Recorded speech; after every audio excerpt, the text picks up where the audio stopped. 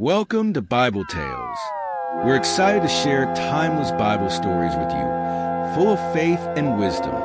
If you enjoy our content, please like, comment, and subscribe to support us and stay connected. Thank you for being here. Happy listening. Noah and the Great Flood, a story of faith and redemption. In the ancient days, when the world was still young, humanity had strayed far from the path of righteousness. Violence, corruption, and wickedness spread across the earth like an uncontrollable wildfire. The hearts of men were filled with evil, and they no longer sought after their Creator. Seeing the depth of their sin, God was grieved, for His creation had turned away from Him.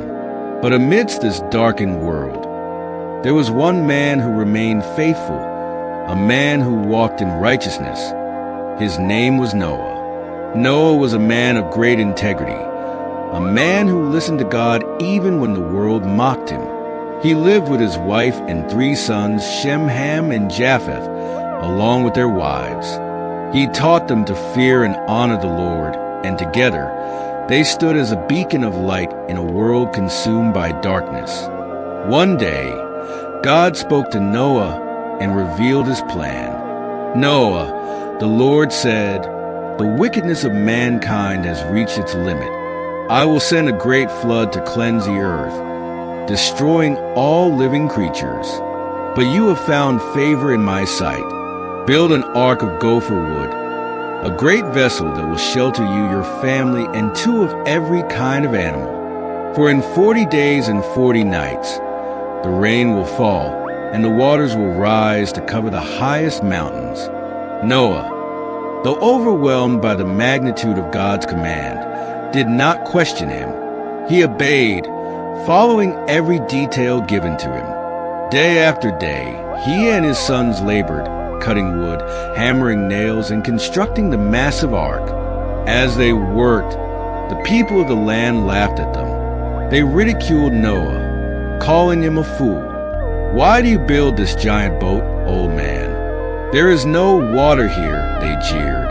But Noah did not waver. He knew that when God speaks, His word never fails. Finally, after years of toil, the ark was completed.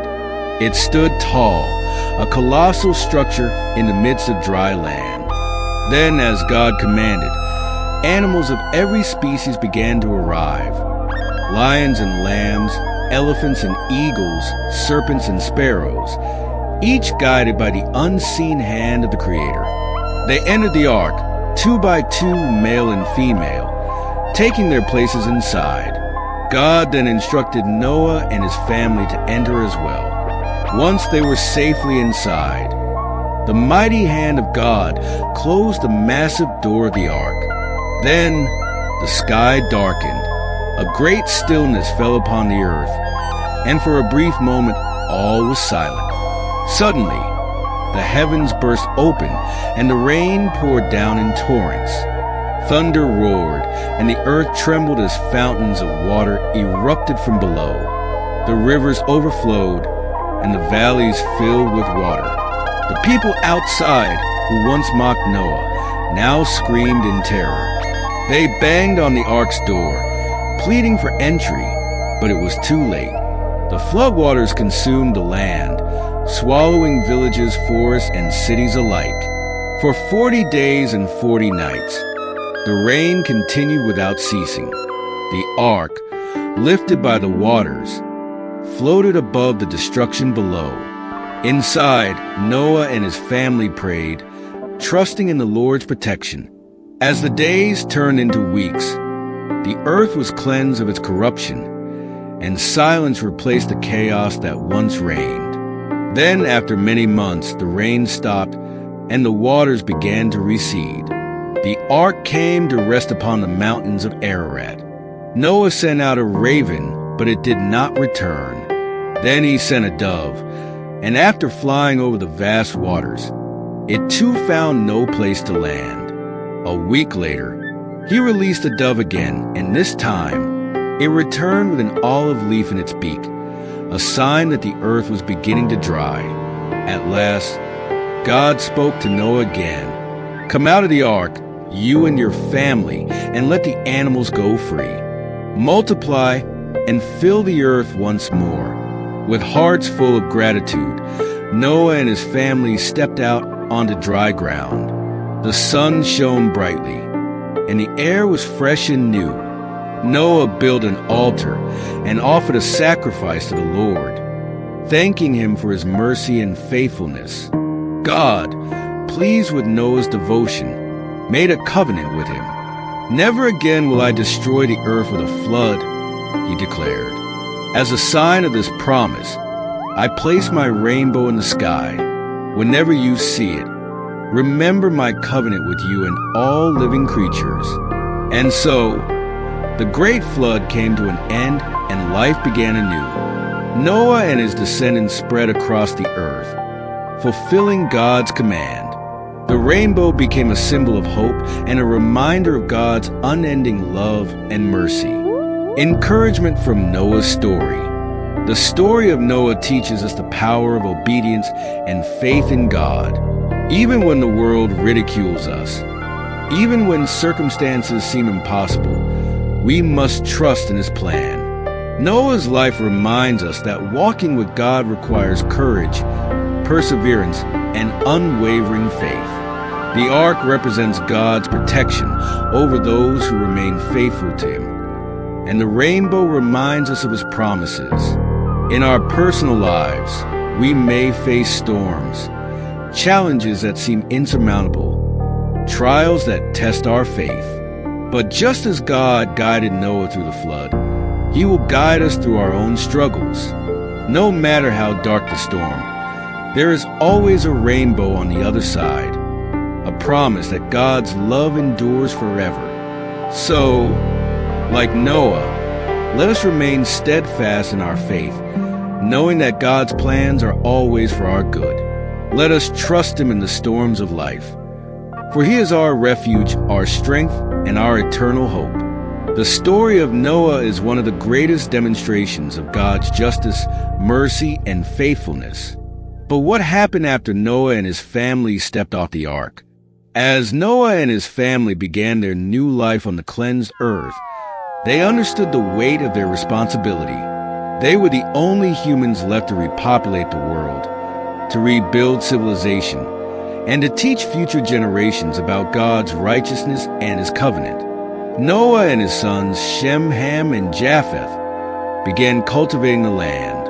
They built homes, planted crops, and tended to the animals that had survived the flood. The world was fresh, and with every sunrise, they were reminded of God's mercy. One day, Noah planted a vineyard. Over time, the vines bore fruit, and Noah made wine from the grapes. But in an unfortunate moment of weakness, he drank too much and became drunk, lying uncovered in his tent. His son Ham saw him in this state and dishonored his father by telling his brothers instead of covering him. However, Shem and Japheth, showing respect, took a garment, walked backward, and covered their father without looking upon his shame. When Noah awoke and learned what had happened, he blessed Shem and Japheth for their righteousness, but declared that Ham's descendants, through his son Canaan, would serve the descendants of his brothers. This moment, though difficult, was a reminder that even the most faithful can stumble. However, God's plan continued through the lineage of Shem, which would ultimately lead to the birth of Abraham, the father of many nations. As time passed, Noah lived for 350 years after the flood, witnessing the rebirth of humanity.